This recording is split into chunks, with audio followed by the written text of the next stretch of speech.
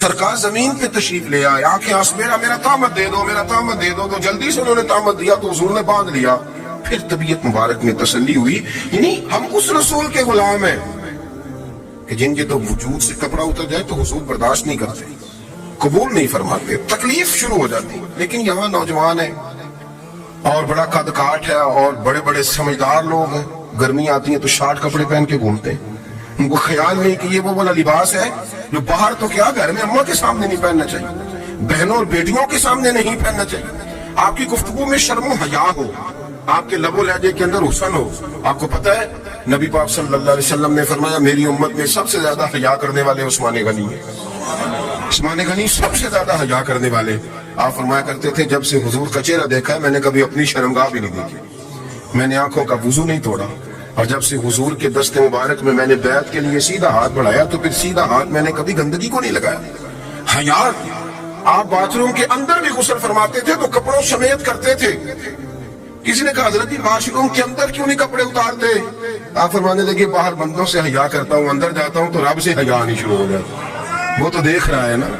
تو میں جو بات آپ کی خدمت میں عرض کرنا چاہتا ہوں اس کو آپ سمجھیے گا میرے عزیز، کہ شرم والا مزاج، گفتگو بھی شرم والی، آنکھیں بھی شرم والی، لباس بھی شرم والا، دوستی یاری بھی شرم والی، بہت ساری ایسی باتیں۔ دیکھیں نا آپ ذرا، میں نے کہا کہ باتوں کو سن کے گزر نہ جایا کریں، اس کی گہرائی پر غور کریں۔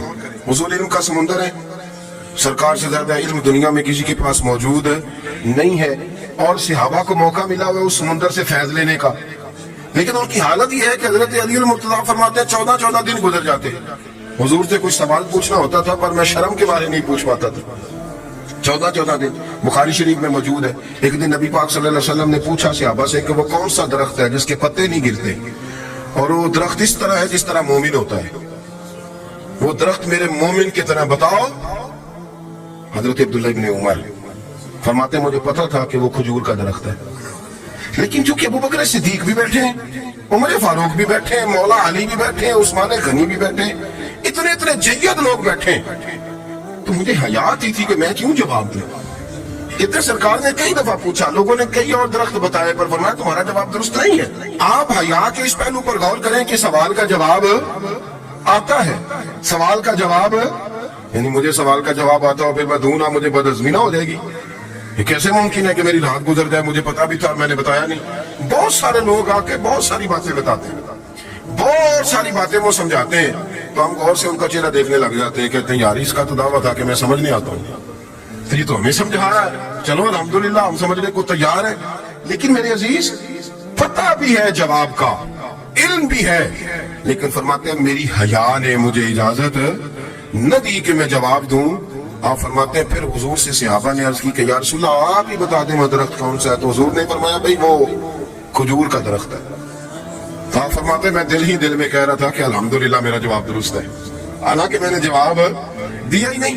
تو لفظوں میں حیا، جملوں میں حیا، آنکھوں میں حیا، اٹھنے میں حیا، بیٹھنے میں حیا، چلنے میں حیا ایک خوبصورت حسن ہے، اور نبی پاک صلی اللہ علیہ وسلم نے فرمایا جب تو بے حیا ہو جائے نا پھر تو آزاد ہے، پھر تو جو مرضی کا، پھر تو جو۔ اس لیے بزرگ جب کسی کو بے حیا کہتے تھے نا، اللہ اکبر، جب کسی کو کہتے تھے نا یہ بے حیا ہے تو لوگ سمجھتے تھے کہ ہلکی سی بات کرتی ہے، لیکن ان کا معنی یہ ہوتا تھا کہ بس بھئی اب اس کے ساتھ کوئی کلام کرنے کی ضرورت ہے، اس کو اب اصلاح کی ضرورت نہیں، یہ بے حیا ہے۔ کیا معنی؟ کہ اب یہ جو اس کے دل میں آئے گا وہ کرے گا، جو اس کی طبیعت چاہے گی وہ کرے گا، اب یہ کسی پہلو بھی قابو آنے کو تیار بے حیا ہو گیا۔ بے حیائی بہت بڑا عیب ہے، اور جو لوگ کہتے ہیں کہ ہمیں بالکل آزادی ہونی چاہیے، ہمارا اپنا جسم ہے تو ہماری اپنی مرضی چلے گی۔ ایک وزیر صاحب ہے، پتہ نہیں میں ان کو جانتا تو نہیں، انہوں نے سینٹ میں تقریر کی ہے، میں نے ان کی بات سنی ہے، اس نے کہا نہیں بھائی جسم رب کا ہے تو مرضی بھی تو رب کریم کی چلے گی، اور مرضی بھی اللہ کی۔ یہ مجھے تھوڑا سا مسئلہ ہے جسم پر، کبھی کبھی مجھے کثرت سفر سے الرجی ہو جاتی ہے۔ میرے ساتھ لوگ نا دل سے پیار کرتے ہیں، شاید ہی کوئی اچھا ڈاکٹر ہو جس تک میرے سنگی مجھے لے کے نہ گئے ہو، پر جسم اللہ کا ہے نا، مرضی بھی جب وہ چاہے گا صحت دے گا۔ کیوں کچے کاموں میں لوگ پڑ گئے، کیوں غلط لوگ سوچ میں پڑ جاتے ہیں، یہ اسی کا ہے، اور جب وہ چاہے گا، آپ اس بات کو اچھے طریقے سے سمجھ لیں کہ جو اپنی مرضی چوکوں چوراہوں میں کر رہے ہوتے ہیں نا، جو مرضی گندمند، وہ جانور ہوتے ہیں، وہ جانور ہوتے ہیں جو نہ چوک دیکھتے ہیں نہ گلی دیکھتے ہیں، نہ انہیں پتا ہوتا ہے کہ جگہ کون سی ہے، وہ انسان ہے۔ میں نے کہہ دیا جو میں نے کہنا تھا، میں نے کہہ دیا، وہ جانور ہوتے ہیں۔ اور جو کچھ انسان ہوتے ہیں نا، ان کے اندر کچھ نہ کچھ پھر شرم حیا بھی ہوتی ہے۔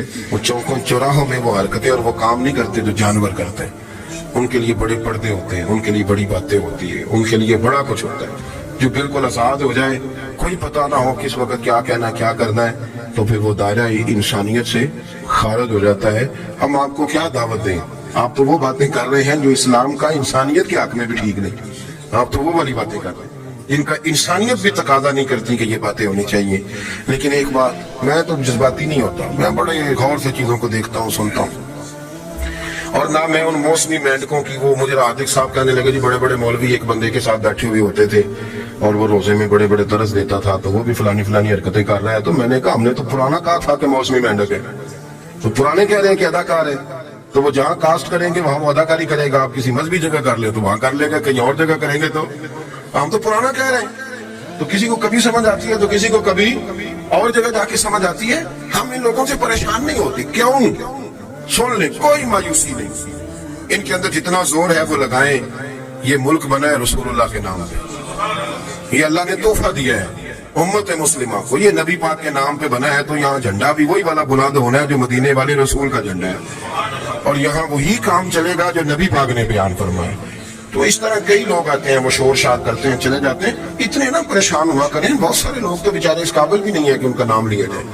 مطلب اتنا ہم ان کو اہمیت دے دیں، ان کا ذکر کریں، ان کا نام لیں، ان کی بات کریں، وہ بیچارے اس قابل ہی نہیں ہے، مطلب سٹیٹس ہی نہیں ہے ہمارا۔ اتنے فارغ ہیں ہم کہ اب جو بندہ آئے گا کہانی چھڑے گا تو ہم چھڑ جائیں گے۔ اور بھائی اللہ کا فضل ہے الحمدللہ تعالی، لوگوں نے بڑا شور کیا اور بڑے زمانے سے دنیا شور کر رہی ہے، اور اللہ کے گھر مسجدیں بھری ہوئی ہیں، مسجدیں بھری ہوئی ہیں۔ ہماری بیٹیاں پردے کرتی ہیں، پردے کو پسند کرتی ہیں، وہ حجاب میں رہتی ہیں، وہ سمجھتی ہیں کہ ہمارا اصل حسن کیا ہے۔